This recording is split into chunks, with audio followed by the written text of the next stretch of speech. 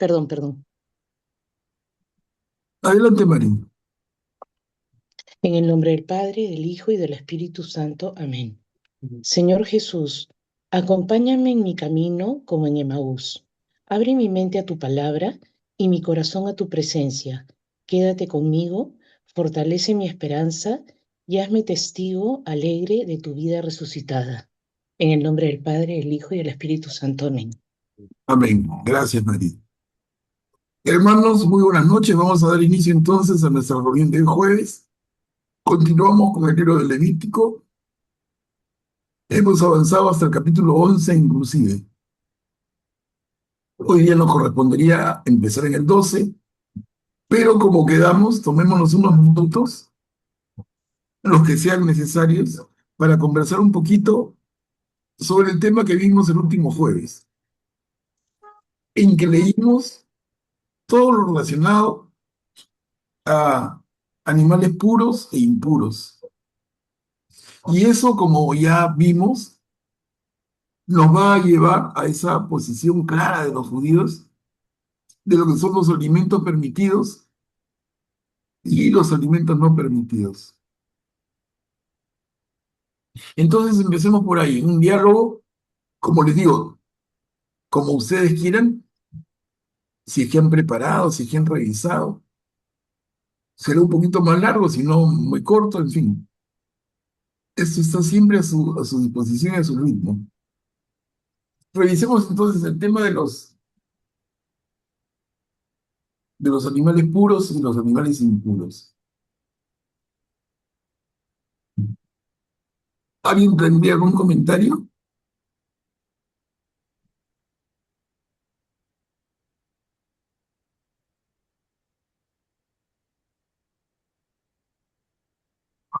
En el día de hoy recibí un aporte de Atilio, pero en todo caso, veamos quién quiere participar. Graciano, adelante.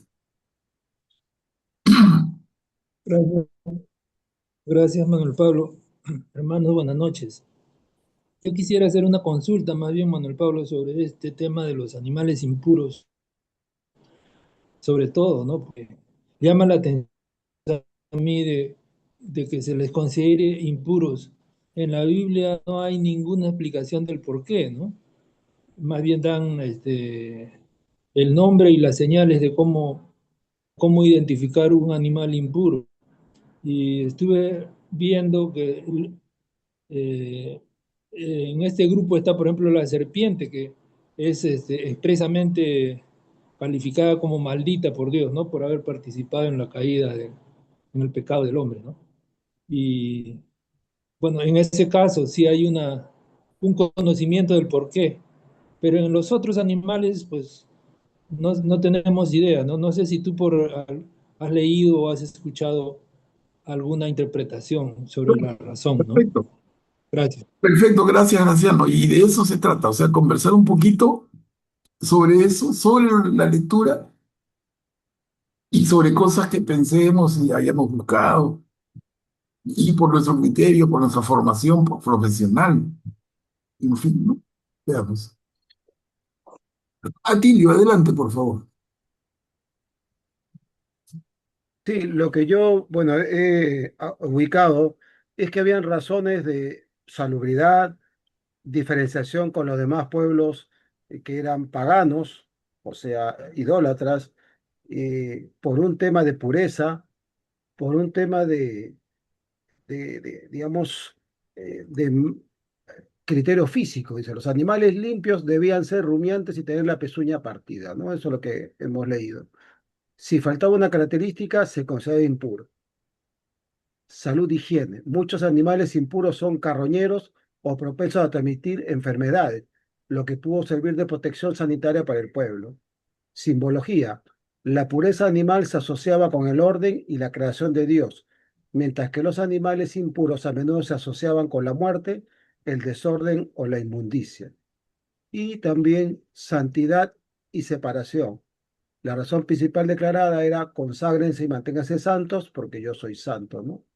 Digamos, esta ley distinguía a los israelitas de los pueblos paganos vecinos, ¿no? Es lo que yo he podido averiguar.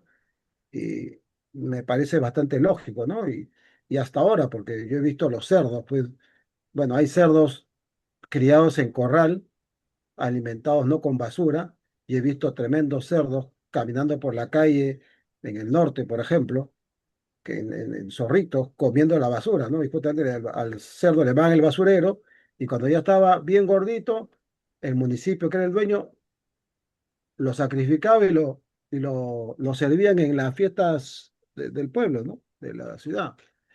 Ay, ¿cuántos enfermos habría, ¿no? Y asimismo otros tipos de animales, ¿no? Entonces, yo creo que tenían razones científicas eh, para eso, ¿no? Y realmente concuerdo, ¿no? Pero es una diferenciación, ¿no? Una alimentación especial, específica, eh, digamos, reglas, ¿no? Una regla que hace que un pueblo se mantenga firme en su fe a pesar de los miles de años que llevan, ¿no? Claro, claro, la razón que da Satinio es muy clara y creo que yo coincido bastante porque no sé qué piensan los demás, pero tú observando animales carroñeros o animales que comen cualquier cosa en la cultura primitiva, sin mayor apoyo científico ni laboratorios, ¿qué puedes pensar? Un chancho come basura y el animal tiene carne limpia, por poner ese caso, ¿no? Entonces, esa prohibición que hemos leído de comer la carne del cerdo, es que el cerdo es realmente un chancho, no come como chancho. Y el que lo ve comer, si no tiene un respaldo científico de investigaciones y que, ¿qué podría pensar? Ese animal es comiendo lo que come, te va a transmitir enfermedades. Incluso muchos hasta ahora piensan en el cerdo como carne muy grasosa y es todo lo contrario, ¿no? O sea, pero hay todo un tema cultural detrás que parte de la observación, como la ciencia parte de la observación.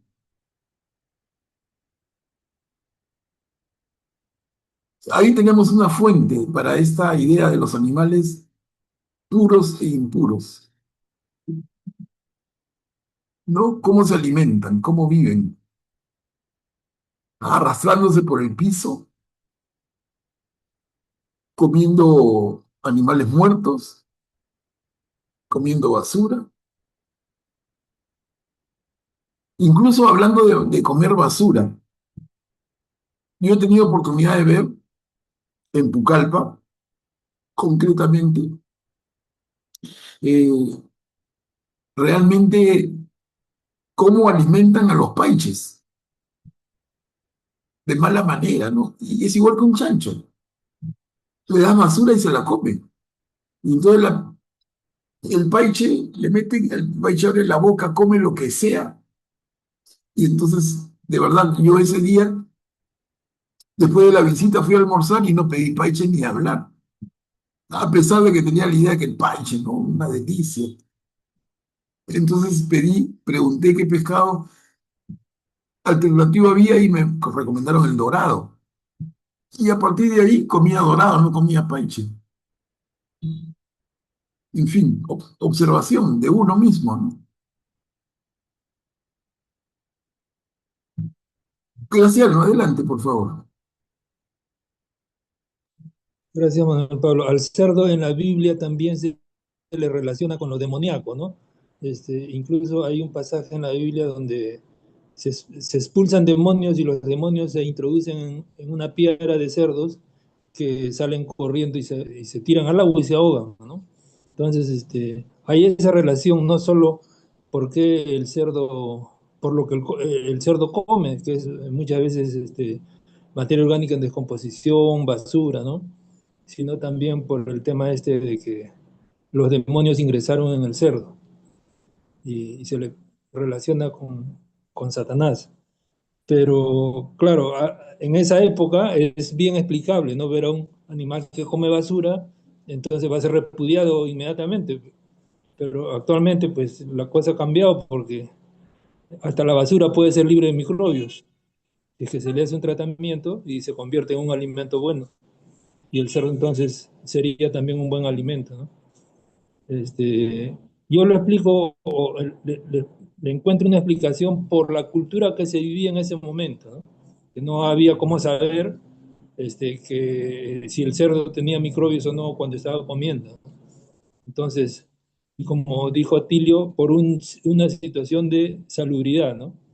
Es más seguro no comer que estar tanteando y haciendo prueba y error, porque la vida de la gente está de por medio. Gracias. Claro. ¿Y cuántas enfermedades podías tener un ser humano que no se explicaban? Y entonces la comida impura podía ser el origen de enfermedades tremendas y mortales, ¿no? A ver, Augusto, adelante, por favor. Sí, buenas noches. Tiene también que ver con un tema de la percepción de pureza e impureza, ¿no? El cerdo es un animal omnívoro, ¿no? Como el ser humano, ¿no? Come de todo. Es, y es lo que puede llamar la atención a un judío de la época es verlo que come cosas buenas como cosas malas, es decir, no hace distinción entre lo bueno y lo malo, come de todo, ¿no? Entonces, algo para ellos, algo puro, no puede estar comiendo de cosas impuras y puras a la vez, ¿no? No pueden no hacer distinción. No es como, por ejemplo, un cabrito, ¿no? Que come el gras, que se aleja de ciertas plantas, que no come, que es un poco más selectivo, ¿no? Por ejemplo, un camello es otro ejemplo, ¿no? El camello come plantas con espinas, ¿no? Muy duras porque tiene un sistema digestivo que está adaptado para eso, ¿no? Entonces, para ellos, ver cosas así les chocaría y dirían, no, este animal come cosas impuras y por lo tanto es impuro, ¿no? Yo creo que decían esa distinción, ¿no? De primero identificar qué cosas, como ellos también tenían no solo una noción de entre los animales, sino entre de lo que los animales se alimentaban, de qué podía ser bueno o malo. Según eso, también yo creo que llevaban ese concepto ya los mismos animales y por ende determinaban ya el concepto de la pureza y la impureza, ¿no? Claro. Ujú. Vale, perfecto. Perfecto. No sé si alguien más quisiera aportar y enriquecer al grupo. De repente alguien por su propia experiencia en una provincia.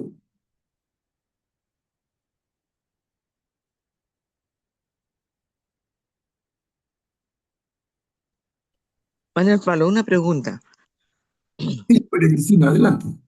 Acá dice, mira, cuando muere un animal comestible, el que toca su cadáver quedará impuro hasta la tarde. El que coma su carne lavará sus vestidos y quedará impuro hasta la tarde. Y el que transporta su cadáver lavará sus vestidos y quedará impuro hasta la tarde. Mi pregunta es, ¿esas personas eran elegidas o eran al azar? Porque yo creo que nadie quería ser impuro, ni siquiera hasta la tarde, No, ¿no? La claro, pregunta es, claro. ¿eran, perdón? Entonces, sí, entonces lo dicen para prevenir. O sea, no hagas eso. No toques, Ah, claro, la idea es esa, no toques al animal que muere naturalmente. O sea, es diferente, a ver, pensemos en esto. Tú tienes un pequeño establo, tienes un pequeño grupo de animales y tú sacrificas uno para el alimento. Es un animal que está en pie y tú lo sacrificas y lo preparas. Pero imaginemos un animal que muere por causas que no conoces. ¿Por qué murió? ¿Por enfermedad? ¿Está infectado? ¿Es un animal enfermo? ¿Te das cuenta? Entonces, el hecho de que el animal muera por una razón que no es tu cuchillo, te deja la enorme sospecha de que el animal está enfermo. Por lo menos la probabilidad de que se enferme es muy grande. Ya, gracias. Claro, sí, gracias a ti. Atilio, adelante. Sí, con respecto a lo que dice, a lo que preguntaste, a lo que dijiste, efectivamente, ¿no? Por ejemplo, yo he llegado a comer cuando estaba en patrullaje en el norte, eh, entre el 85 y el 90, he comido tuno congelado de 6 meses de pescado. O sea, estaba congelado con amoníaco. La preparación era una semana antes, porque, bueno, el amoníaco malogra el estómago y por eso que ahora ya no tengo vesícula, ¿no? Estoy con gastritis, tengo úlcera, o sea, todo el desastre que hace la comida recontra congelada, guardada de cualquier forma. O sea, creo que o sea, yo estoy de acuerdo en estas reglas de las comidas porque nos deteriora, ¿no? Y yo veo la regla, ¿no? Si comes, te alimentas de algo impuro, nuestra mente, nuestro cerebro, nuestro corazón, de cualquier cosa se alimentará, ¿no? Hago un paralelo, ¿no? Y justamente lo que en el Nuevo Testamento se habla más de la pureza del corazón, de la pureza interior que los alimentos, pero sí realmente cómo afecta la salud. O sea, comer guardado, alimentos pasados, muertos de una semana, 2 semanas, 3 semanas, eh, o a veces no comer, ¿no? Hemos tenido tiempos en que en los operativos comíamos puro arroz, planta, cosas de ese tipo con preservantes. O sea, un desorden alimenticio terrible y la consecuencia es un sistema gástrico y cerebral totalmente deteriorado, ¿no? Yo creo que eso también ayuda a deteriorar el espíritu, ¿no? A uno lo desespera, ¿no? Eh, ¿Qué tengo? Me aparece esto, lo otro, Dios mío, ¿por qué me ha dado a mí? Pero si hemos comido mal, la consecuencia es mal, ¿no? Yo realmente felicito a los judíos que mantienen esas costumbres, ¿no? Yo ahora estoy a pura dieta porque, como te digo, ya estoy con este tipo de temas, ¿no? Claro, Eh, O sea, si hubiera entendido las costumbres de los judíos, ahora tendría completito. Vesícula, no tendría úlcera, nada de eso, ni gastritis. claro. Y pensemos en esto de los alimentos ya en nuestros tiempos, con todos los alimentos procesados, con grasas saturadas, con alto contenido de azúcares, de sodio, digamos que se agregan, ¿no? A esa lista. Pero son productos industriales, productos alimenticios industriales que se agregan, que hacen más daño que bien. Interesante, ¿no? A ver, Graciano, adelante. Gracias, Manuel Pablo. De todas maneras, por ejemplo, a mí me interesaría preguntarle a un judío actual o a algunos grupos religiosos que aún consideran impuro al cerdo, ¿no?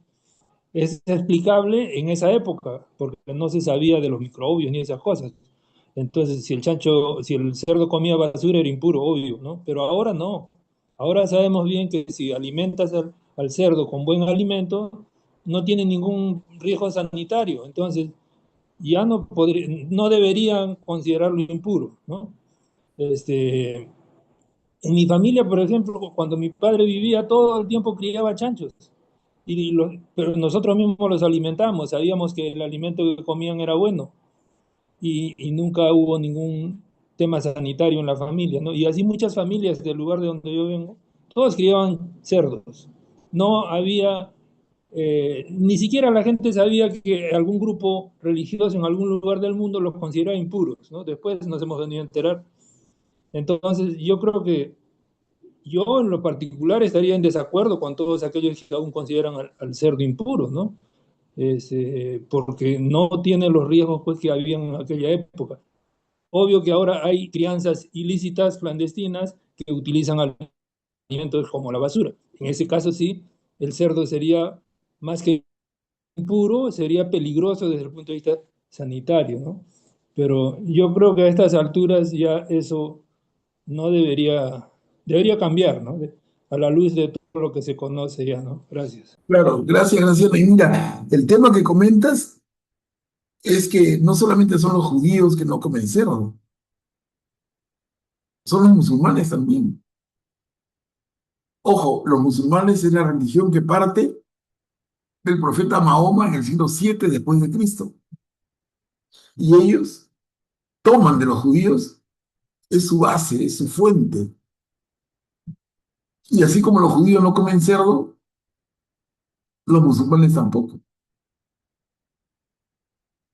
O sea, pero ¿quién sí es un comelón de carne de cerdo, pero bravazo, mucho más que nosotros? Porque para el peruano, por decir nosotros Perú, el animalito que más consumimos es la gallina, el pollo. Somos polleros, nos van a salir plumas a todos, ¿no? Pero un pueblo que come cerdo como nosotros pollo son los chinos. No sé si ustedes sabían, los chinos son unos comedores de cerdo, pero increíbles. Y el punto es que hay una estadística redondeada, más o menos, pero que explica el tema. Miren, ¿cuánta población tiene China?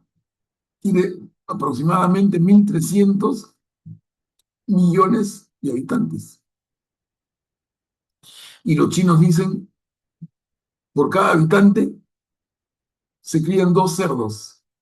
Entonces, en este momento en China están criando 2.600 millones de cerdos. ¿Se imaginan ese número? 2.600 millones de cerdos. Imagínense la crianza del cerdo como de cualquier animal implica alimentarlo, es vital. Y tienen que alimentarlo pues con toda la sofisticación del caso para que alcance su edad de sacrificio pronto. El óptimo, no puede estar engordándose, no sé, años, tiene que ser en pocos meses. Entonces, los genetistas en animales buscan el equilibrio y en qué momento el animal está listo para ser sacrificado. Dentro de eso, el mercado mundial encontró en la harina de pescado, y podríamos decir harina de pescado peruana también, que es un producto tan importante para la economía peruana, encontró que la harina de pescado balanceada con otros alimentos es ideal para los cerdos, por la proteína que contiene. Entonces, claro, no le pueden dar harina de pescado sola, lo matan al cerdo. Se atraganta, se muere, pero combinada en proporciones adecuadas, le da el contenido de proteína que el cerdo requiere.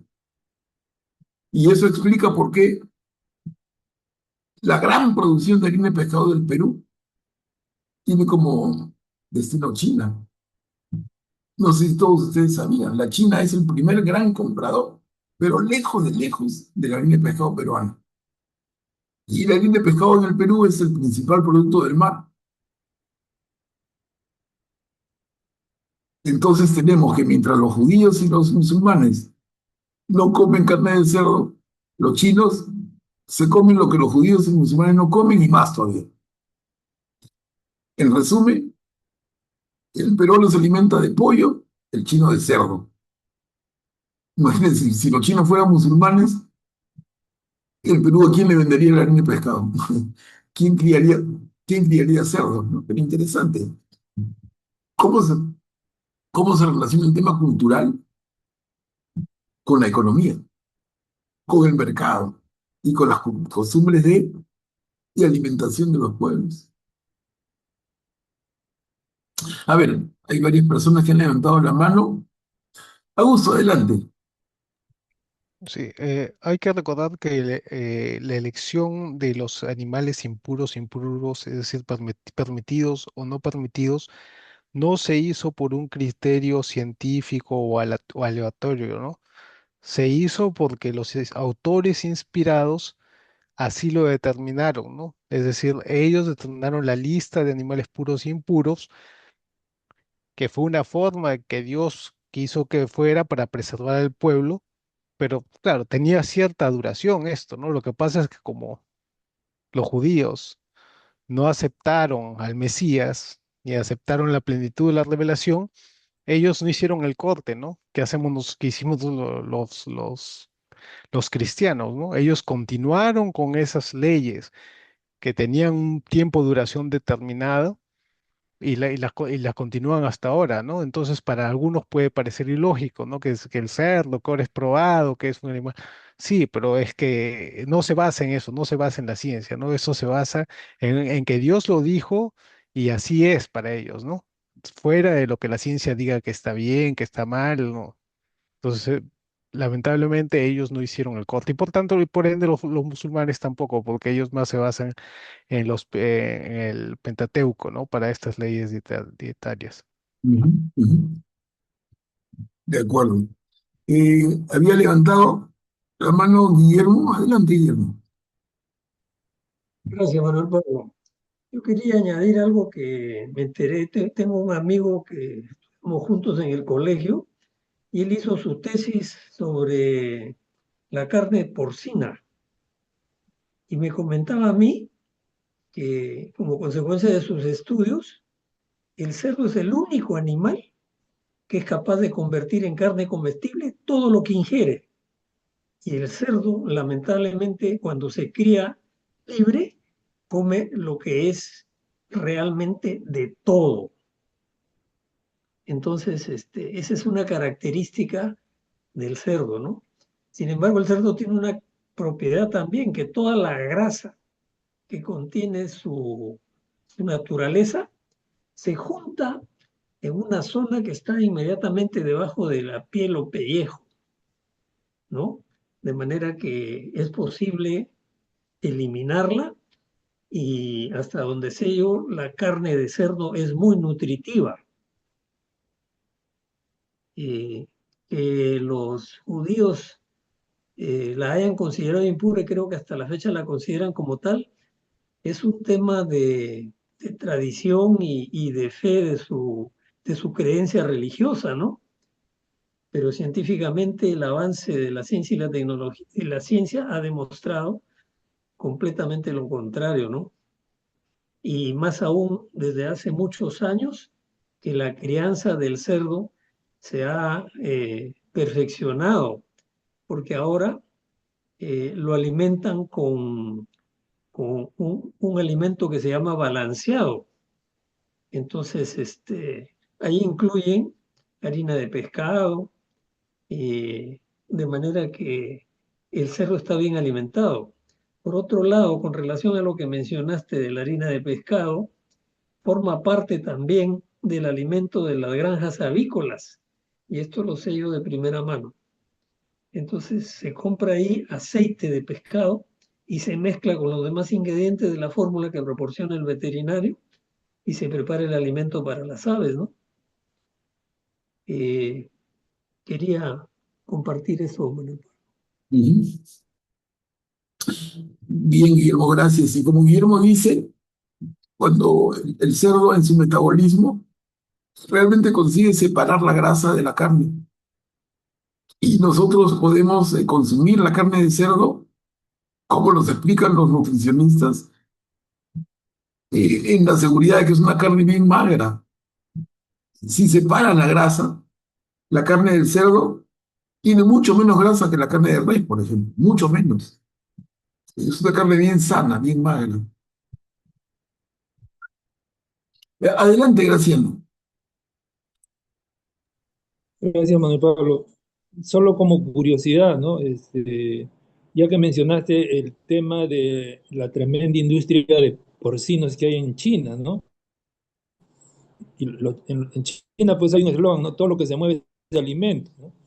Entonces, no solo los cerdos, ellos son tremendos comiendo insectos, por ejemplo, ¿no?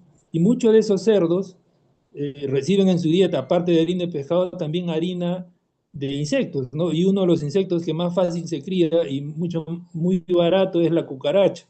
La cucaracha de los desagües, que la conocemos acá también, es la misma que hay en todo el mundo, ¿no? Y en China existen gigantescas granjas de cucarachas para producir después, convertirlas en harina, y esa harina pasa a ser alimento de un montón de animales, de granja, ¿no? Entonces, indirectamente también estamos comiendo cucaracha, ¿no? Obvio que criada en total asepsia, son cucarachas que tú te las puedes echar a la boca sin ningún riesgo, ¿no? Porque están totalmente limpias, ¿no? Y yo me pregunto, ¿qué pensaría o qué piensan los grupos actuales que repudian al chancho, al cerdo, de alimentarse de insectos, ¿no? Hace algunos años, hace pocos años, las Naciones Unidas declararon uno de los años, creo que hace 6, 8 años, el año de la alimentación de los insectos. O sea, recomendaban consumir insectos a los humanos, a nosotros, porque son una buena fuente de proteína y en muchos casos son pues baratísimos y facilísimos de criar en grandes cantidades. Entonces, son conceptos que, como tú bien dijiste, influidos mucho por la cultura del lugar, ¿no? Los chinos son grandes consumidores de chanchos, los musulmanes no lo pueden ni ver, igual que los judíos y otros grupos, ¿no? Entonces, la cultura influye mucho en el alimento que eh, tenemos disponibles. Todos disponemos de cucarachas, por ejemplo, pero a ver si acá en el Perú alguien comería cucarachas, ¿no? Sabiendo de que es harina de cucaracha o algún preparado de cucaracha, ¿no? Hay enlatados de insectos, o sea, ahí tienes el insecto completito y te lo comes como si fuera sardina, ¿no? Y eso es cultural. En México, por ejemplo, yo he visto enlatados de saltamontes, enlatados de hormigas, enlatados de termites, de las polillas de las maderas, ¿no? Ellos por su cultura, los mayas, etcétera, comían y hasta el día de hoy lo comen, ¿no? Pero aquí en el Perú sería bien difícil. En la selva sí he visto comer el suri, he visto comer, yo mismo he comido hormigas vivas, porque es lo usual ahí, para ellos eso es normal, ¿no? Gracias. Gracias, Graciano. Bueno, Graciano nos ha comentado de una industria que usa, digamos, una industria que procesa la cucaracha. Y yo pensaba y decía, ese es el único trabajo que no aceptaría en el mundo, creo. Cualquier otro denme, pero en ese, ni aunque el sueldo sea de $1.000.000 diarios, ahí no iría ni a hablar. No me parece un insecto horrible, pero como comentario. Atilio, por favor, adelante. Sí, con respecto a lo que dijiste de la ley de pescado, yo quería comentar que Japón en la década de los 70, pues nos regaló una planta para preparar marine beef, hamburguesa de pescado, ¿no? De harina de pescado. Y porque ya en la década de los 60 había estudios, tengo las revistas ahí, y aparte mi cuñado trabajaba ahí, ¿no? Y abandonamos el proyecto, ¿no? La planta está abandonada ahí en Pisco, en la puntilla, pero la gente en Japón se alimenta también con harina de pescado y curan eh, la anemia. He visto fotos de niños flacos, flaquísimos, que después de 6 meses, un año, ¿cómo habían hecho cuerpo? O sea, la harina de pescado con, digamos, preparado para humanos, ¿no? Hamburguesa de pescado, ¿no? De pescado, de harina de pescado, ¿no? Y claro, coincido con los demás hermanos de que el avance de tecnológico va diciéndonos si se puede esto porque es criado asépticamente y yo estoy de acuerdo en eso. ¿De dónde es la fuente, no? Por ejemplo, el pescado, si es sacado de la chira, ni comerlo, pero hay que preguntarle, el que lo vende sabrá de dónde viene, porque en la chira hay aguas residuales, o sea, todavía hay desagües, ¿no? Entonces, jamás se me ocurriría comer pescado de un lugar donde hay desagüe, pero para eso hay que saber la procedencia. Igual que los vegetales. Existen vegetales que son fumigados en el Perú con una gran cantidad de pesticidas prohibidos que causan cáncer y sin embargo se venden por todos lados por los mercados, baratos, a diferencia de otras tiendas donde, bueno, hay un bromatólogo, hay un experto en alimentación que prueba los alimentos y ve si estos son productos orgánicos o no, ¿no? Entonces, Y yo creo que el mensaje de Dios a través de los escritores inspirados, sagrados, es eso justamente. Discrimina lo que no es puro porque no te hace bien. Alimenta tu corazón y tu estómago con algo que te va a hacer bien, ¿no? Yo creo que sería el centro del mensaje divino. Aliméntate con lo puro, tu cuerpo y tu espíritu, ¿no? Ujú. Gracias, Atilio. Miren, cómo da para dialogar este tema, ¿no? Qué interesante es. Ahora, regresemos un poquito entonces al centro del asunto.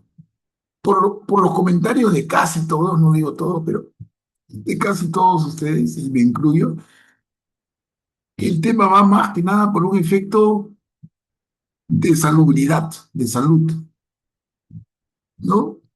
Te cuido lo que comes y así cuido tu salud.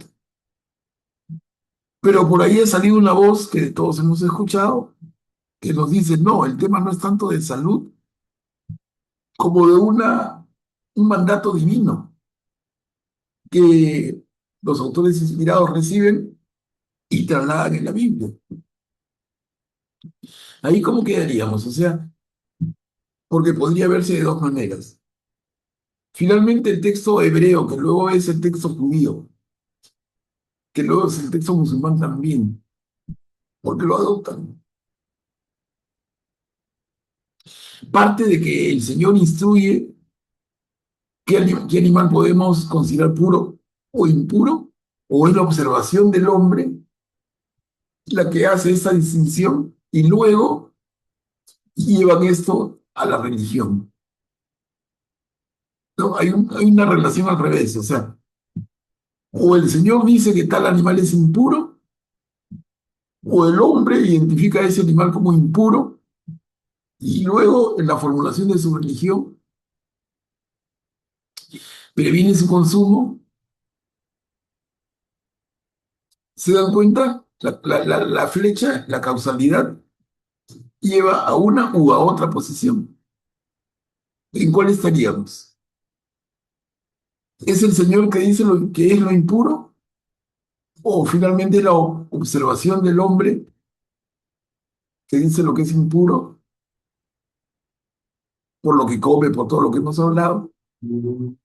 Y luego eso se transporta a la religión. ¿Ahí qué pensaríamos? Porque son las dos posiciones, la primera mayoritaria y la segunda que mencionó Augusto, que hemos escuchado. Graciano, adelante. Bueno, Pablo, yo me inclinaría por la segunda, ¿no? Los hombres observan algo y lo llevan a un nivel de ley religiosa, ¿no? Observan algo que les puede hacer daño y ellos inmediatamente toman cartas en el asunto, ¿no? Tienen que defenderse entre todos y lo llevan a un nivel ya superior, incluso religioso, ¿no? Esa es mi opinión. Gracias. Gracias, Graciano. Porque miren, interesante la posición. Porque pensemos en nosotros hoy. Hay alimentos y hay sustancias que no nos convienen. De repente el cigarrillo. Ya hay mucho menos consumo que antes, pero igual existe, ¿no? Y no es bueno. Hoy por hoy sabemos todos los efectos negativos que tienen. Entonces, en la cajetilla se pone avisos, hasta fotos, ¿no? Esto causa cáncer, un paladar, pues, perforados, un pulmón medio destrozado, pero el fumador igual fuma. Entonces, un poco se pone el límite social en los lugares cerrados y hoy por hoy prohibido fumar. Entonces, pero imaginemos que eso se llevara a términos de religión. Ya no es solamente que el Ministerio de Salud, la Organización Mundial de Salud, el gobierno de cada país limite el consumo de cigarrillos. Además, con impuestos muy fuertes, ¿no? Porque si no costaría muy poquito un paquete de cigarrillos. Impuestos que lo hacen un poco como difícil, pero igual para el que fuma, paga el precio.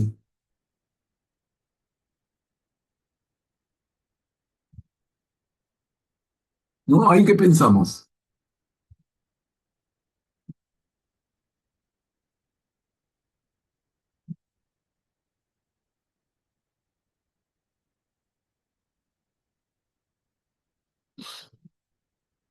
Graciano. Gracias, Manuel Pablo. También me parece que deberíamos pensar que en aquella época, cuando se escribieron estas leyes, la religión era casi como un gobierno, o sea, eran gobiernos teocráticos, ¿no? Sí. Las autoridades eran sacerdotes, o sea, todo lo que ellos, todas las órdenes que daban tenían el rango también de religión. Entonces, eso tenía pues una tremenda influencia para todo lo que ellos dijeran, ¿no? O sea, el aspecto que sea, social, de salud, lo que ellos decían tenía que ver con la religión porque ellos mismos eran sacerdotes, ¿no? Ujú. Bien, bien dicho. Augusto, adelante. Pero aquí se abre una peligrosa puerta, ¿no? Porque si son los hombres los que hacen la religión y no Dios, entonces la religión cambia de acuerdo a cómo cambian los hombres. Y si los hombres creen en un nuevo momento que ciertas cosas que antes resultaban malas, ahora son buenas, como pasa algunas veces ahora en el mundo, ¿no? Aquello que antes se llamaba pecado, ahora se quiere decir que no es pecado, entonces ya el concepto de Dios sale y entra el concepto del hombre, ¿no? El hombre se pone en vez de Dios. Entonces, ahí es una destrucción, es decir, es una destrucción completa de, digamos, de la palabra de Dios, ¿no? Porque ahí sería la palabra del hombre, ¿no? La palabra del hombre que cree interpretar su entorno. Y como la interpretación privada del hombre va evolucionando porque el hombre no conoce todo plenamente, sino conforme va viviendo, va conociendo más, entonces no habría nada seguro, ¿no? Esa es una posición, yo creo, muy peligrosa, ¿no? Yo creo que Dios revela para ciertas épocas su palabra, que no tiene que ser algo científico, puede ser que sea algo que fue permitido para cierta época, para controlar a la gente en cierta época y de acuerdo a un mensaje que era adecuado para esa gente en ese momento, ¿no? Y después, en otra época, Dios puede elegir algo distinto, ¿no? Pero decir que los hombres son los que crean eso es algo muy peligroso. Interesante posición. Interesante posición. Miren, pensemos, ¿no? A ver, Atilio, adelante. Sí, o sea, lo que dice Augusto es cierto. Hoy día, yo he escuchado de antes, lo decía mi padre y mi abuelo, Dios perdona el pecado, pero no el escándalo. O sea que vale pecar sin escándalo, algo así, ¿no? O sea, estamos acomodando la palabra de Dios a nuestra forma de ser, de creer, y no nos estamos, digamos, no nos estamos guiando de la palabra de Dios. Y yo ahora, ya a esta altura de mi vida, creo, y la verdad que siento que he conocido la palabra de Dios completamente, o sea, no completamente, sino que la conozco tarde porque hubiera corregido tantos errores en mi vida. Si Dios nos dice las cosas para hacer bien, ¿por qué cambiarlas? Como dice Augusto, es peligroso que dejemos a nuestro criterio o a lo que encontramos cuestionar los mandatos de Dios porque Dios es el creador, ¿no? Y lo organizó de esa manera. Lo que pasa es que poco a poco creo que vamos a ir conociendo, ¿no? Más o menos cómo fue, pero no nos igualamos a Dios, ¿no? Es como la partícula de Dios. Ya descubrimos la partícula con la que se dio el universo, el Big Bang. Pero si el Big Bang lo hizo Dios, o sea, es eso, ¿no? sea, ya hemos llegado a tal avance científico que cuestionamos los mandatos divinos porque no, ¿sabe? Es que esto vino de acá, como le pasó como le pasó al faraón, ¿no? Que cuando convirtió el río en sangre, dijo, no, lo que pasa es que hubo una lava roja que cayó en el río y por eso se convirtió en rojo. O sea, cuestionando, ¿no? Cuestionando. Y eso coincido con ese gusto, es peligrosísimo, ¿no? Ujú. Gracias, gracias Atilio y gracias hermanos a todas las intervenciones, creo que nos han ayudado a ver posiciones, a pensar, a evaluar. Y el tema queda abierto. Yo no creo que se agote. Cada uno tiene que seguirlo trabajando y seguir madurando en ese concepto. Este como los demás temas, ¿no? No los conversamos, los dialogamos, profundizamos un poco, le vemos las aristas, pero finalmente el tema queda para que cada uno lo siga viendo, comprendiendo y tomando su propia posición. ¿Me permite? Adelante, Emiliano, sí, claro. Buenas noches, hermanos. Yendo en el tema, la Biblia tiene dos partes, el Antiguo Testamento y el Nuevo Testamento. Y acá estoy viendo la alimentación en el Nuevo Testamento. Dice que la alimentación en el Nuevo Testamento marca una transición hacia la libertad alimentaria, enfatizando que ningún alimento es intrínsecamente impuro, declarando limpios todos los alimentos. Jesús enseñó que la contaminación proviene del corazón, no de lo que se come. Gracias. Gracias, Emiliano. Y hablando de Jesús, Jesús nos enseñó justamente eso. Recuerdan que él dice en el Evangelio lo registra, lo transmite, dice, lo impuro no es lo que entra por la boca, sino lo que sale por la boca, las palabras. Miren, y ahí nos mete una cuadrada bravísima a todos, ¿no? Entonces, en el sentido cristiano bien entendido, el alimento no es impuro, lo que entra por la boca no es impuro. Lo impuro es lo que sale de la boca. ¿Y qué sale de la boca? Las palabras. Y dice Jesús, porque vienen del corazón. Y esas palabras que reflejan odio, veneno, insidia, división, esas palabras son lo impuro. Ahí estamos totalmente de acuerdo. Y esa es una tremenda contribución más a todas las que hace Jesús. Tremenda. Es un cambio total de paradigma. Lo impuro no es lo que entra por la boca, sino que sale de ella. Y de ella salen palabras que vienen del corazón y que reflejan lo que hay en el corazón. Estoy totalmente de acuerdo con Emiliano, ¿no? Como digo, qué interesante tema. Miren, lo leímos el jueves pasado y dejamos para hoy el dialogarlo más, el escucharlos. A todos los que quieran participar, hay varios hermanos que no han comentado, pero seguramente están atentos, escuchando. Pero todos están bienvenidos siempre a intervenir, a comentar, a opinar, a leer. No, no solamente son algunos los que quieran, las hermanas y los hermanos que quieran, bienvenidos, nos encanta escucharlos. Yo creo que cada intervención enriquece a los demás. Ese es el gran valor.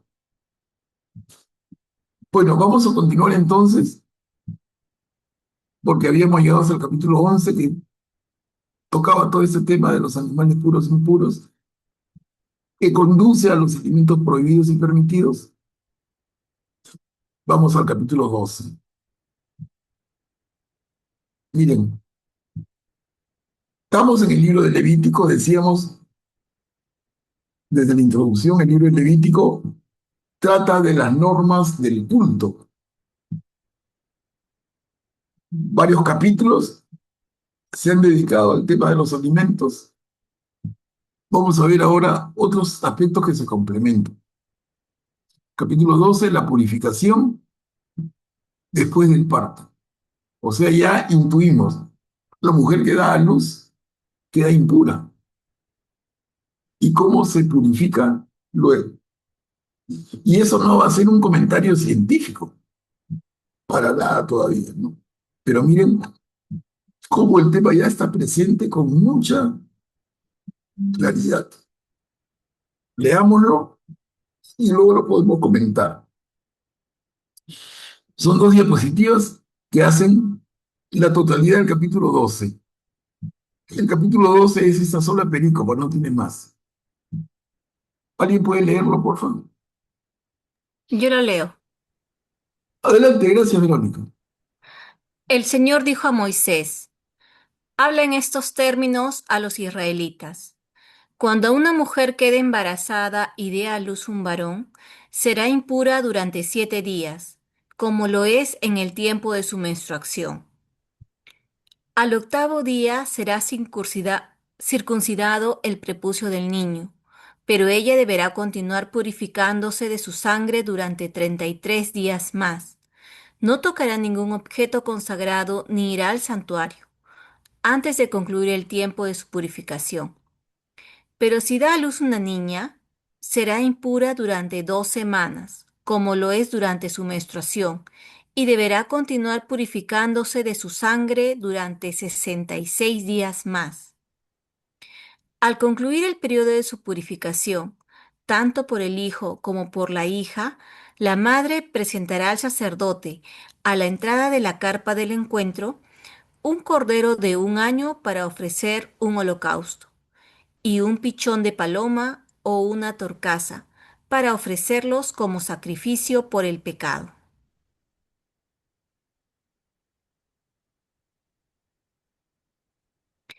El sacerdote lo presentará delante del Señor y practicará el rito de expiación en favor de ella.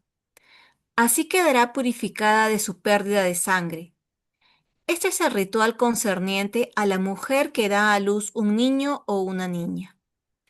Y si no dispone de recursos suficientes para adquirir un cordero, tomará 2 torcasas o 2 pichones, uno para el holocausto y el otro para el sacrificio por el pecado. El sacerdote realizará el rito de expiación en favor de ella, y así quedará purificada. Gracias, Verónica. Miren, hermanos, la purificación después del parto, no sé a ustedes, lo primero que yo veo y me llama la atención es que distingue si la mujer da a luz un niño varón o una niña mujer. Y si es una niña mujer, el proceso de purificación dura el doble. ¿Cómo explicamos eso, no? No sé si le llamó la atención a ustedes también. Después hay más detalle, pero si el hijo es una niña, el doble para purificarse. ¿Qué sentido tendría?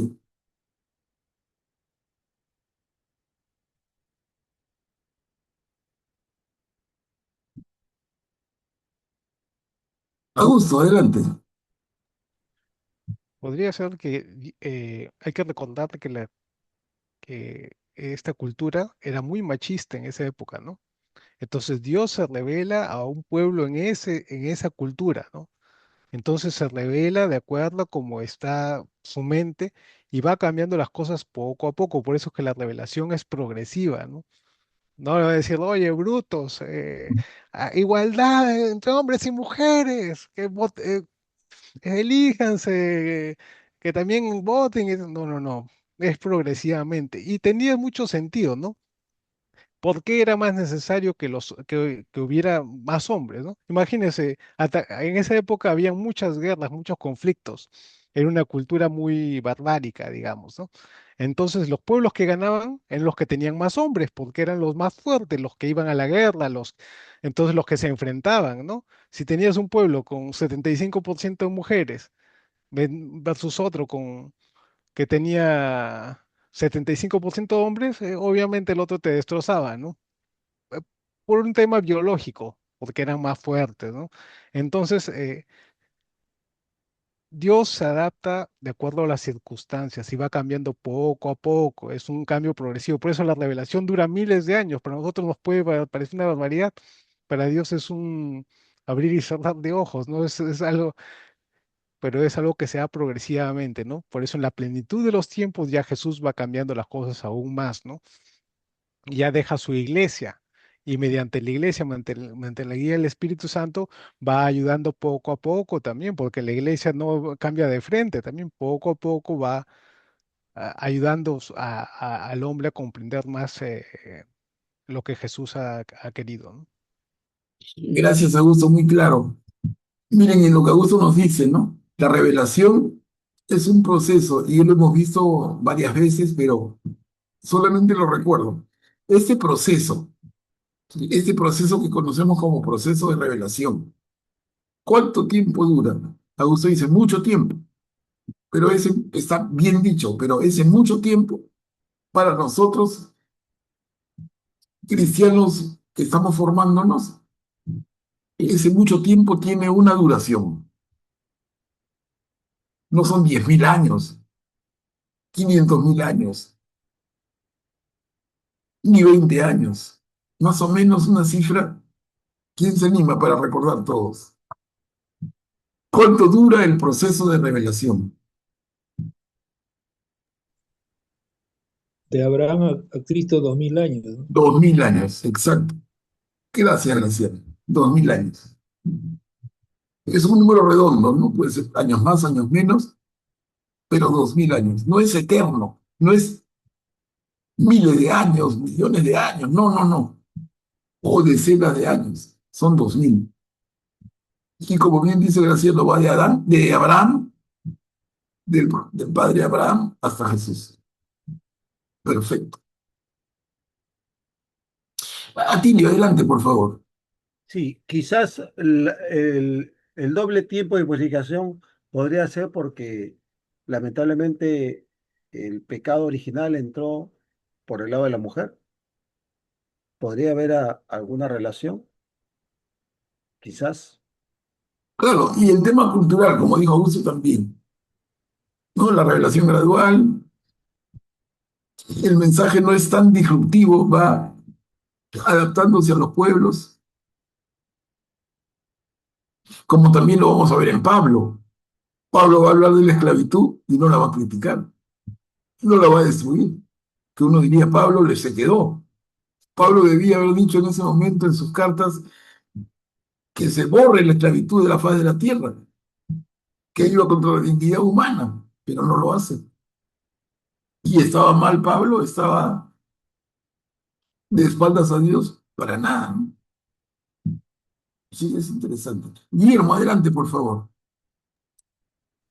Gracias, Manuel Pablo. A mí lo que me llama la atención en esta perícopa es cuando dice como sacrificio por el pecado.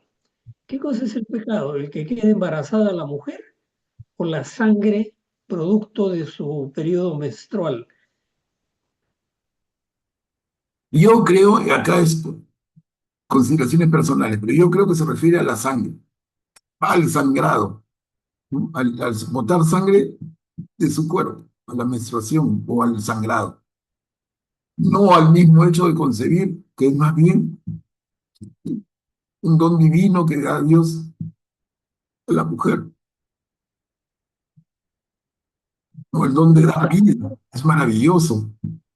Sangrado es parte de la naturaleza femenina, Claro, porque pero así ahí está lo que ven ellos como sucio, como impuro, ahí lo ven. Y por eso hablan de purificación. Purificar es, esperan unos días, los baños, los cuidados en relación con el sangrado, no con el tema, no con el tema de propiamente quedar embarazada, y gestar y dar a luz, que es y dar vida, es maravilloso, es cumplir la ley de Dios. Crezcan y multiplíquense. Pero buen punto. A ver, Graciano, adelante. gracias. Se me viene a la cabeza la pregunta, ¿y qué pasaría con las mujeres que dan a luz mellizos? E incluso dan a luz hombre y mujer, ¿no? Entonces, acá la Biblia no menciona nada de esos casos, ¿no? No menciona, como que fuera el mismo tratamiento, ¿no? Pero es correcto. Verónica, por favor, adelante. Yo tenía la misma duda sobre el pecado, pero ya quedó absuelta y estaba pensando por qué la mujer tiene más días de tiempo de purificación y pienso que quizás lo habría dispuesto así porque finalmente la hija mujer siempre va a tener más hijos, ¿no? Y quizás en ese sentido dijeron, bueno, la mujer necesita, cuando tiene una hija mujer, purificarse más, porque la hija que tiene va a tener más hijos, ¿no? Una cosa así. Claro, ahí se presta a esas especulaciones. Vale. Yo creo que el tema podríamos investigarlo. Si alguno de ustedes tiene las ganas suficientes, puede buscar. Y la próxima reunión el jueves nos comenta lo que ha podido encontrar. Sería excelente.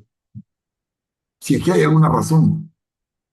Hermano, buenas noches, hermano Manuel Pablo. Yo veía esto de, de la impureza porque la Virgen tuvo al niño siendo pura. Entonces yo lo relacionaba ahí con lo de impuro, ¿no? Como que la Virgen tuvo al niño por obra del Espíritu Santo y por tanto, pues, fue en la máxima pureza. Entonces ya esto de la sangre viene como algo así de impuro, ¿no? Mm, No claro, sé. sí. Lo impuro en el dar a luz está relacionado con el sangrado. ¿Sí? Por eso recuerdan también que en el Evangelio ese, la película de la mujer que tenía sangrados hacía mucho tiempo, era una mujer impura, ¿no? Impura por el sangrado. Atilio, adelante. Sí, me ponía a pensar en este tema de la impureza por el parto, cómo era, o sea, cómo era porque, cómo sería los niños que son hijos de dos hermanos de esa época, ¿no? Dos hermanos, dos, dos primos de primer grado, o sea, o sea, cómo, cómo tratarían esos temas, ¿no? Como el caso de Jacob con sus dos esposas, ¿no? O sea, con Lía y eh, no me acuerdo el nombre, Lía y su hermana, Raquel, ¿no? O sea, que eran hijos de dos hermanos. O sea, ahí no había impureza, por ejemplo, lo cual hoy día es un pecado terrible, ¿no? O sea, no sé si lo hemos convertido en pecado los hombres o es un mandato divino que no puedes estar con tu hermana, con tu prima hermana. O sea, hoy día es una aberración, ¿no? Eh, Estoy pensando en eso, ¿no? Claro, eso lo vamos Sí, a ver más adelante, pero a la vez tiene que ver también con un tema genético, ¿no? Hasta lo poco que conozco, si un hermano tuviera un hijo con su hermana, el tema genético es peligroso, ¿no? Y en la medida en que sean muy afines, consanguíneamente, también el peligro existe. Pero en fin, son temas de especialistas, ¿no?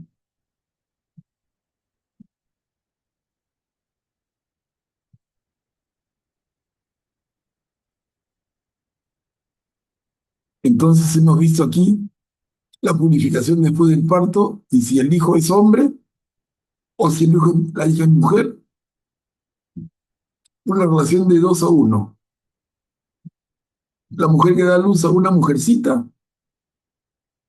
se tiene que purificar el doble de tiempo que hacer de un hombrecito. ¿Cuánto hay en esto de la distorsión por la cultura? Por el menor valor de la mujer, y por los argumentos que se han comentado. Vamos al capítulo 13. La impureza provocada por la lepra. Aquí sí vamos a entrar en este tema. Miren, ya no es la impureza de alimentos, la impureza del parto. Ahora la lepra, que era en ese momento esa infección en la piel, que era considerada como lo peor que podía pasarle a un ser humano, mujer o hombre. Veamos entonces, son dos diapositivas. La impureza provocada por la lepra.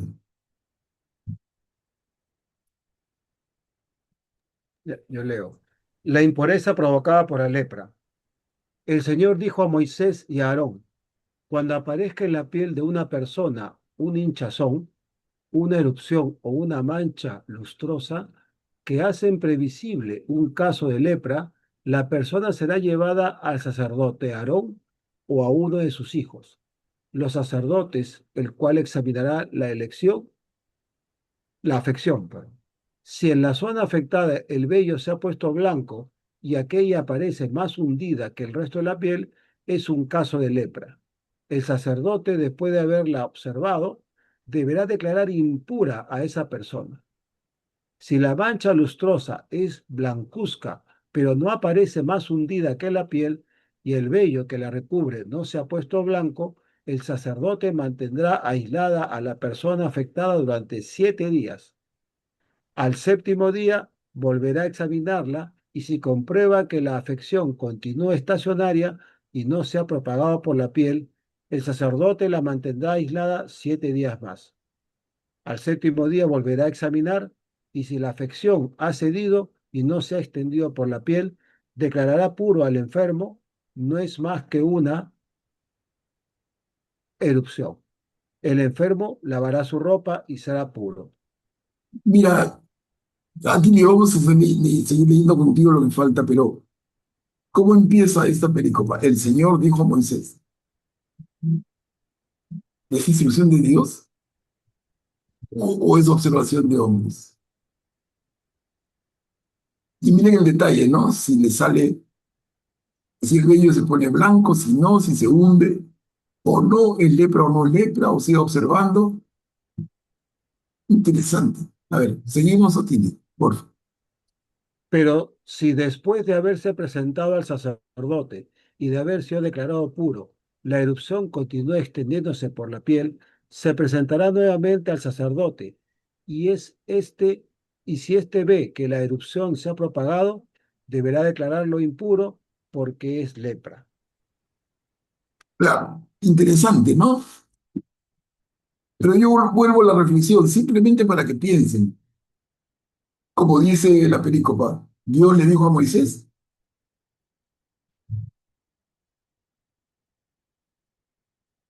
o el hombre observa y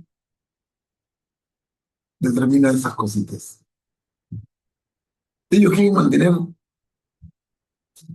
lo más sano posible a su grupo social. Y si alguien tiene lepra, tiene que ser separado para que no contagie. Y por eso el cuidado de definir lo que es lepra y lo que no.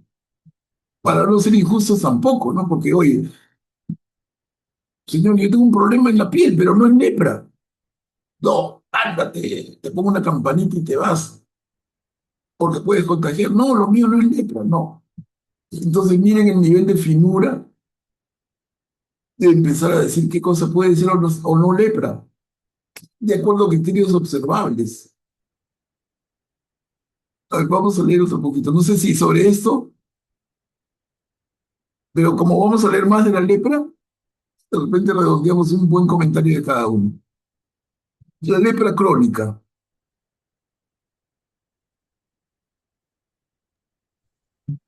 Cuando en una persona aparezcan síntomas de lepra, será llevada al sacerdote.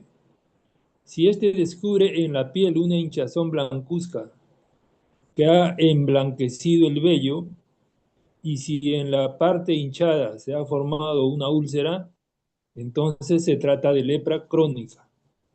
El sacerdote debe declarar impuro al enfermo, sin necesidad de aislarlo, porque ciertamente es impuro. Pero si la lepra prolifera hasta cubrir por completo la piel de la persona afectada, de la cabeza a los pies, en cuanto el sacerdote alcanza a ver, y si éste, al hacer el examen, comprueba que la lepra cubre todo el cuerpo, entonces deberá declarar pura a la persona afectada. Es pura porque se ha vuelto totalmente blanca. Sin embargo, apenas aparezca una úlcera, será impura. Cuando el sacerdote vea la úlcera, la declarará impura. La úlcera es impura porque es lepra, pero si la úlcera se vuelve a poner blanca, el enfermo irá de nuevo al sacerdote y él lo examinará. Si la afección ha recuperado el color blanco, el sacerdote tendrá que declarar pura a la persona afectada porque es pura. Gracias, Graciano. Qué interesante sería contrastar esto con un médico infectólogo, un especialista en la piel, ¿no? Qué interesante que nos explicara el criterio científico moderno y con todo el tiempo transcurrido, cuánto hay de fino y de certero en esta argumentación. Sería interesante escuchar. Pero miren el nivel de detalle, que además es muy práctico. No habla, pues, de hacer unas pruebas y si el resultado es de tal porcentaje. No, no. Pura observación. Muy práctico. Tratando de no ser injusto, porque no toda afección a la piel es una lepra, pero no quieren permitir tampoco que en caso de lepra se haga un contagio masivo. Augusto, adelante, por favor.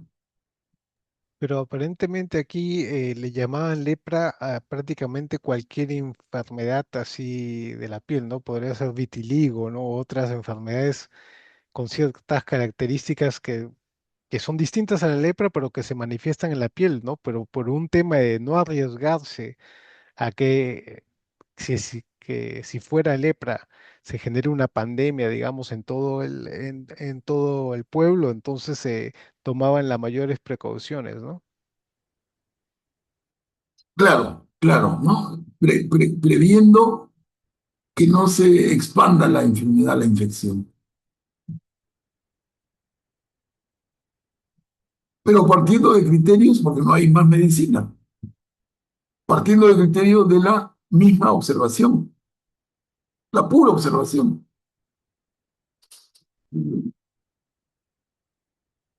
Luego hay pues unas gotas que pone la gota y a ver de qué color se pone, no hay nada. Simplemente observa, mira.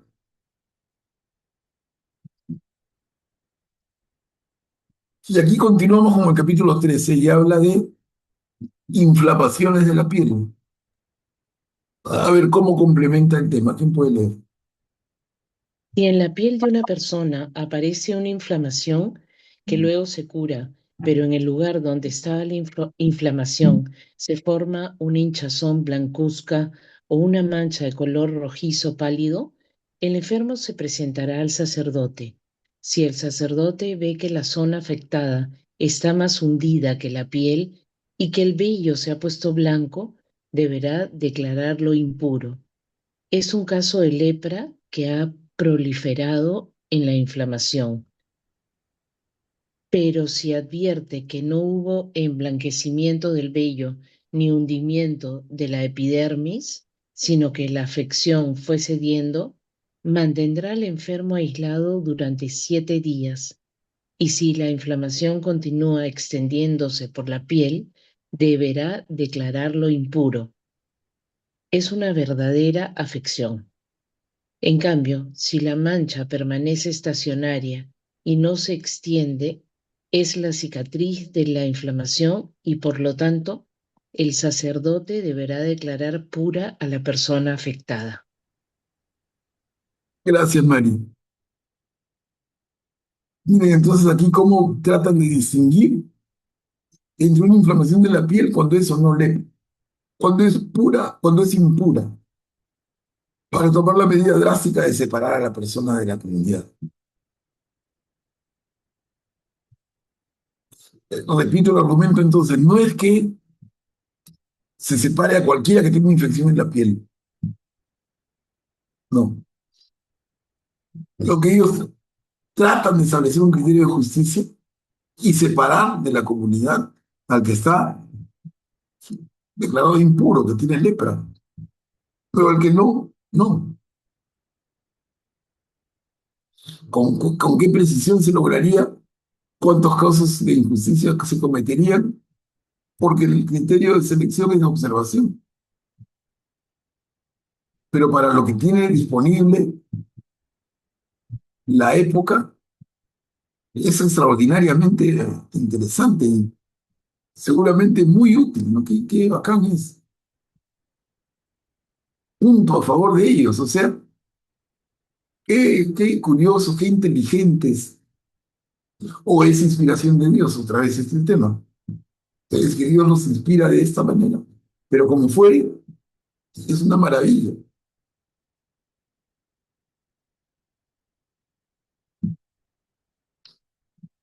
Miren, la lepra causada por una quemadura.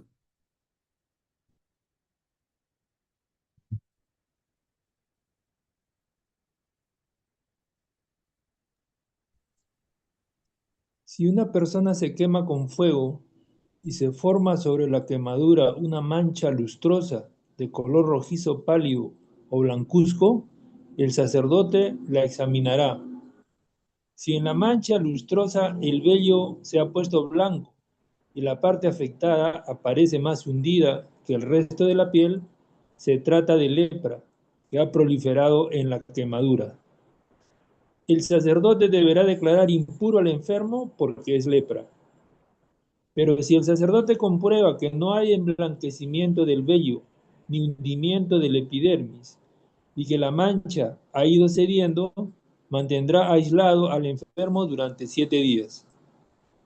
Al séptimo día lo examinará y si la afección se ha extendido por la piel, el sacerdote deberá declararlo impuro. Es un caso de lepra.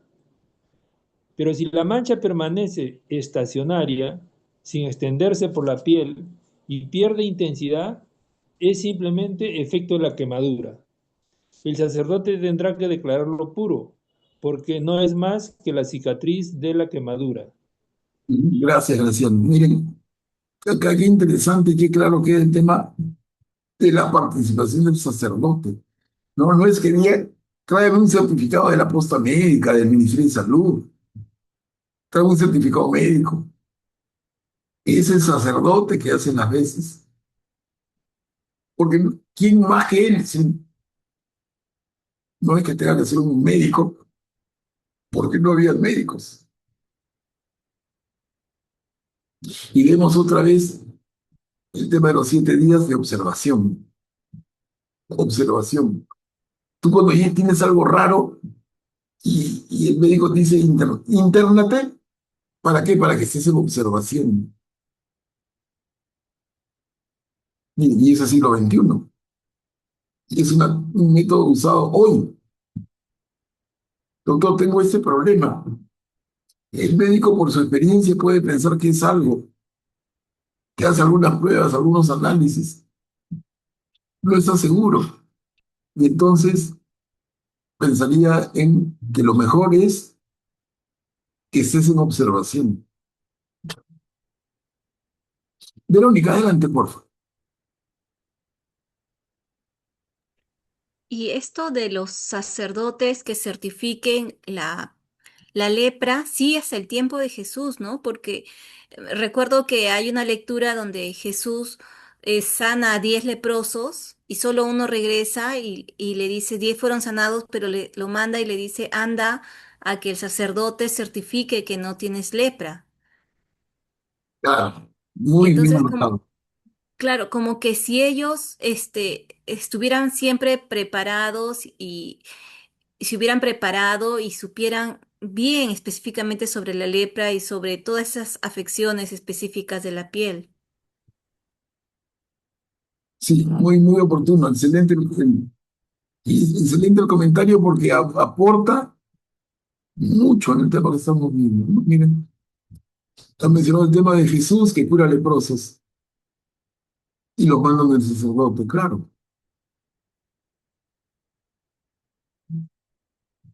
Y la lepra fue considerada por siglos una terrible enfermedad. Y aparece una figura maravillosa dentro de nuestra iglesia. Por lo menos una que yo recuerdo, seguramente hay muchas más, ¿no? Pero aquí se me viene a la mente la figura de Santa Clara, Clara de Asís, la linda amiga de Francisco. Y ella lavaba a los leprosos. ¿Qué valor hay que tener, no? Si nos dicen que eso se contagia y Clara con sus manos nos lavaba,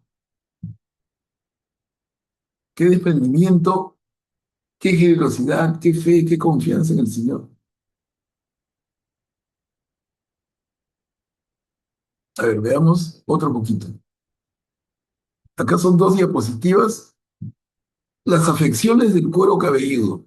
O sea, acá lo que está bajo el pelo.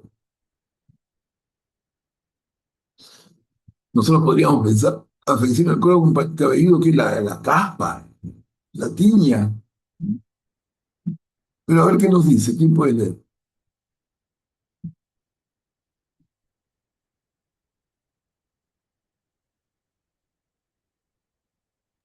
Si un hombre o una mujer tienen una afección en la cabeza o en el mentón, el sacerdote examinará la parte afectada. Si ésta parece más hundida que el resto de la piel y en ella el pelo se ha vuelto amarillento y débil, el sacerdote tendrá que declarar impuro al enfermo. Es tiña, o sea, lepra de la cabeza y del mentón. Pero si el sacerdote comprueba que la zona afectada de tiña no parece más hundida que el resto de la piel y que en ella no hay pelo negro, mantendrá aislado al enfermo durante 7 días. Al séptimo día examinará la afección y si tiña no se ha propagado ni hay pelo amarillento y la zona afectada no aparece más hundida que el resto de la piel, el enfermo se afeitará, excluida la parte afectada, y el sacerdote lo mantendrá aislado 7 días más. Claro. ¿Para qué? Para observar. La observación como gran medio en este caso. Seguimos, Verónica, por favor.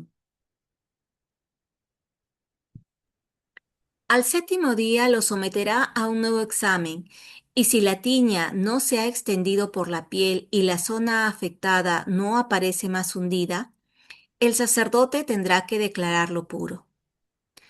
Si después de haber sido declarado puro, la tiña se propaga por la piel, el sacerdote lo examinará, y si la tiña se ha extendido, no necesitará verificar si hay pelo amarillento. El enfermo es impuro. En cambio, si advierte que la tiña permanece estacionaria y que en la zona afectada ha crecido pelo negro, la tiña está curada. La persona es pura y el sacerdote deberá declararla como tal. Gracias, Verónica. Miren el nivel de cuidado que tienen ellos de lo que comen, de las afecciones de la piel,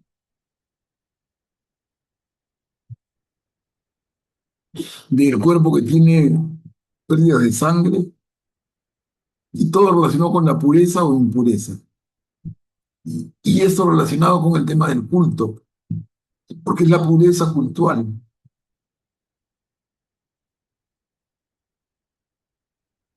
El eczema es un tema en la piel, ¿no? A ver.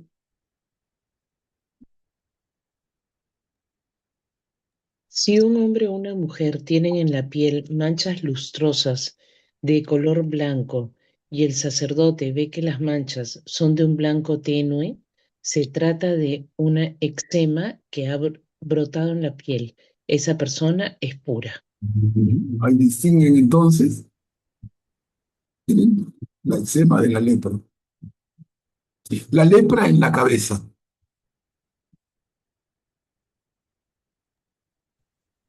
Si a un hombre se le cae el cabello y queda calvo, es puro. Si pierde el cabello en la parte delantera de la cabeza y se vuelve calvo sobre la frente, también es puro. Pero si en la parte calva, ya sea sobre la frente o en la parte posterior de la cabeza, aparece una afección de color rojizo pálido, es lepra que ha proliferado en la parte calva. El sacerdote lo examinará y si la hinchazón de la zona afectada es de un color rojizo pálido y tiene el mismo aspecto que la lepra de la piel del cuerpo, se trata de un leproso. Esa persona es impura y el sacerdote deberá declararla como tal. Tiene lepra en la cabeza. Gracias, Graciano. Miren cuánto se sigue analizando el tema y prescripciones sobre los leprosos. Estamos en el capítulo 13 todavía. Capítulo 13 nos habla de la lepra e infecciones en la piel. La persona afectada de lepra llevará la ropa desgarrada y los cabellos sueltos. Se cubrirá hasta la boca e irá gritando: impuro, impuro. Será impuro mientras dure su afección. Por ser impuro, vivirá apartado y su morada estará fuera del campamento. Claro, y gracias, Verónica, este es un tema que, sin querer queriendo, por una marginación tremenda. O sea, el leproso es un marginado total.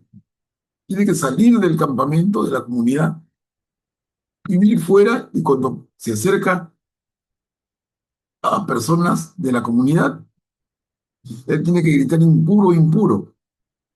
Como ponerse una campanita y la campanita va a advertir. Y la gente se va a apartar, se va a cuidar. O sea, ¿qué produce? Marginación total. Y eso es estipulado en las leyes del Levítico. Acá terminamos el capítulo 13. Las manchas de lepra en la ropa. Son 2 diapositivas.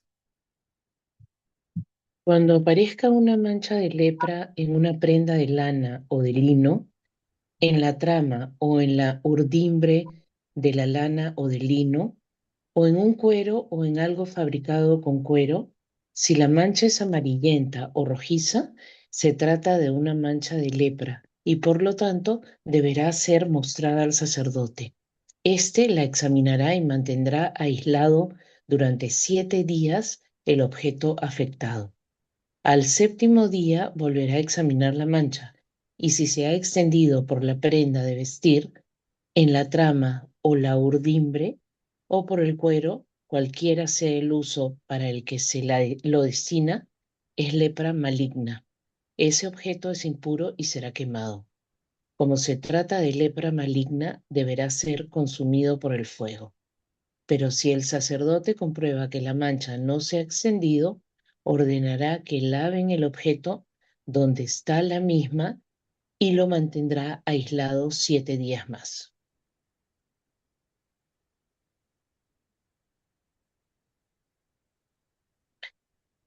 El sacerdote examinará la mancha después de haber sido lavada. Si ésta no ha cambiado de aspecto, aunque no se haya extendido, el objeto es impuro y deberá quemarlo. Es una corrosión, sea en la parte interior o en la parte exterior, pero si el sacerdote comprueba que la mancha una vez lavada ha disminuido, la arrancará de la ropa o del cuero, de la trama o de la urdimbre, y si vuelve a aparecer es un brote contagioso. El objeto deberá ser consumido por el fuego, pero si la mancha desaparece de la ropa, de la trama o de la urdimbre, o del objeto de cuero que ha sido lavado, se lo volverá a lavar y entonces será puro. Estas son las instrucciones relativas a la lepra de la ropa de lana o de lino, en la urdimbre o la trama, o de cualquier objeto de cuero, para declararlos puros o impuros. Gracias, Mari Carmen. Mira, manchas de lepra en la ropa. Observación y cómo tratarlo. 7 días siempre es el plazo. Separas a la persona, la ropa, 7 días y vuelves a mirar. Y sobre eso indicaciones. ¿Qué les parece, hermanos? A mí me parece realmente interesantísimo como tema del cuidado al grupo social, que no haya contagios. Graciano, adelante, por favor. Sí, es impresionante todos los cuidados que toman, ¿no? Pero la lepra no desarrolla pues sobre la tela, sobre el lino o sobre el cuero, desarrolla sobre seres humanos, ¿no? Entonces, este caso de los cuidados de la lepra en la ropa y ya demuestra la meticulosidad que ellos le ponían al tema, ¿no? Yo estoy seguro que no hay mucho problema con la ropa de un leproso, basta con lavarla, pero ellos van al extremo ya, ¿no? Porque obvio que en esa época mucha gente moría por lepra, ¿no? Muchos eran los contagiados, entonces justificaba ser tan cuidadoso. Claro, claro, Graciano, como tú dices, la lepra era una enfermedad social y era terrible. El nivel de contagio era muy grande,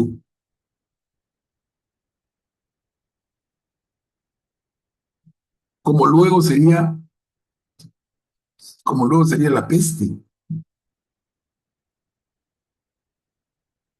Y no conozco, de verdad no me atrevo a hablar de lo que no sé lo suficiente, ¿no? Pero, ¿qué cosa podemos aprender de la lepra a partir de la ciencia de hoy? Creo que ha sido superada ya totalmente, ¿no? No sé si hay leprosos todavía en el siglo XXI. Oh, claro que hay leprosorios, claro. En Hay México leprosos. hay el padre que tú sigues, Manuel Pablo, ¿cómo se llama? El padre Jesús. Ah, ya, eh, el mexicano. Él tiene un leprosorio, claro, en México muy conocido, sí. Todavía hay leprosos, muchos leprosos en México. Creo que el armadillo contagia la lepra, me parece. En México muchas personas se tocan el armadillo y se contagian de lepra. Ah, mira, Sí. Hay pero, lugares en África también. pero Augusto, en el Perú no he escuchado de lepra.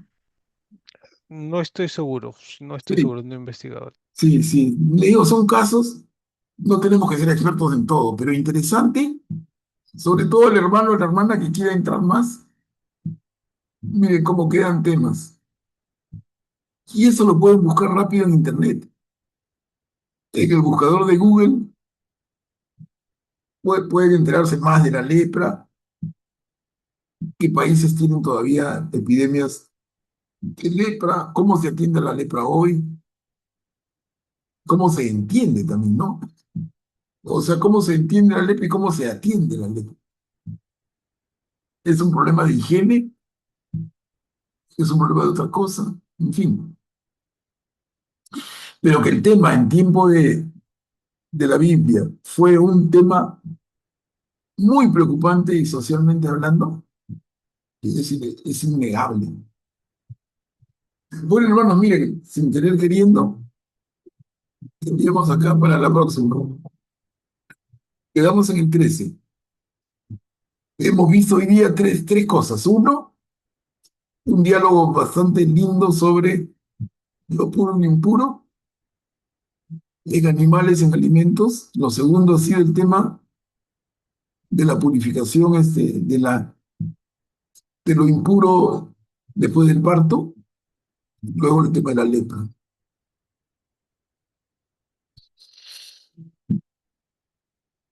Perfecto, quedamos aquí, hermano, ¿qué parece? Entonces, y les agradezco muchísimo su participación. Ha sido una reunión que yo he disfrutado por su nivel de participación, que siempre es bienvenido.